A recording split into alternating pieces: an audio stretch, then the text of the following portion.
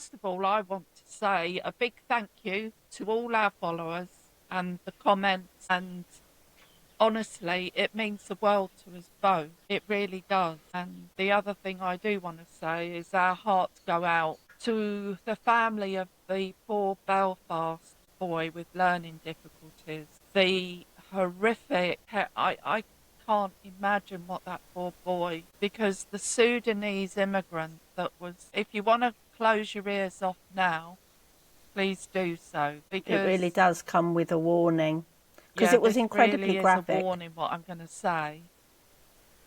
He was actually in the middle of the road trying to gouge this poor boy's eyes out, and had a huge knife and was trying to cut his head off. There were many people that came out, and they was heroic. They were so brave and heroic, and they did manage to get this man off of him with the help of a spade, actually, because it's what you have to do, isn't it? We are, because there were no police, because I've had experience of this myself. If you call the police now, it can take an hour or more. Days. Yeah, it can be. It can be days, and that's no exaggeration. No. But in an emergency, even, it could be an hour or more, and a lot can happen in that time. And these poor people that were witnessing this, but they were very brave. They got this Sudanese immigrant off, and we're feeling so heartbroken and so disturbed and horrified by it all. And then previous was poor Henry Norvac, and what happened to him. And we know what the police did then. So it all starts at the top when things go wrong and filters down. Whether it's managers, companies, CEOs, it all starts at the top. And I will say this, the cabal are having a great time with our government. They're having a wonderful time. They're feeding off of all that's going on. All these terrible things that are going on, they're feeding off of. They love it. And our government is just, well, I don't even like calling them a government. I don't want to call them a government. How can they call themselves a government? They're not a government. They're dictators, aren't they, Foster? Well, without a doubt, this is not leadership in any shape or form. And I think that the whole structure of so many of our trusted organisations have been infiltrated by a level of lunacy that just Absolutely. goes beyond me. How you can handcuff somebody who is bleeding out, and not handcuff. Just saying they can't breathe, Foster. He was saying, absolutely, I can't breathe. Not even to check him. Empathy, no compassion. Nothing. No compassion, no empathy, no nothing. Now, the chap in Belfast that was having his eyes removed and his head basically being attempted to be severed off of his shoulders was actually still alive during this hideous act. And I know that there'll be many people that will want to, that will want to just shut off and not think. Absolutely. And I do respect that. However, if it wasn't for social media, all you would hear on the mainstream is a man has been stabbed. Well, I do think beheaded nearly and having his eyes gouged out while he's still alive. And we still are assuming that he is still alive is beyond just a stabbing. And can I just add to that?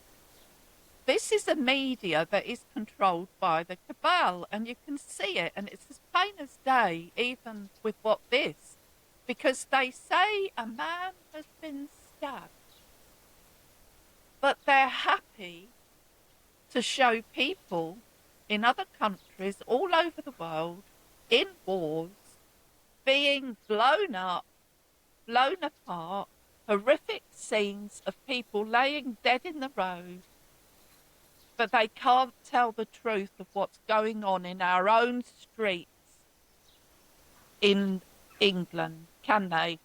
The No, they truth can't. is not being told. There are people in Kent that are under siege because they're so terrified of going out.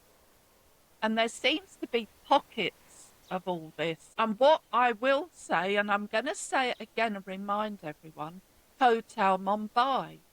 That's a classic of where these cells, and these are people, foreigners all over the world, and they get a phone call to do a terrible harm to people for whatever reason. And what is terrifying is that all this is going on.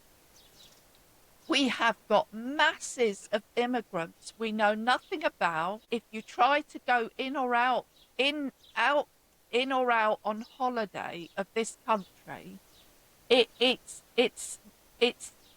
terrible. Queues of people where they have to go through hoops and jump all over the place to give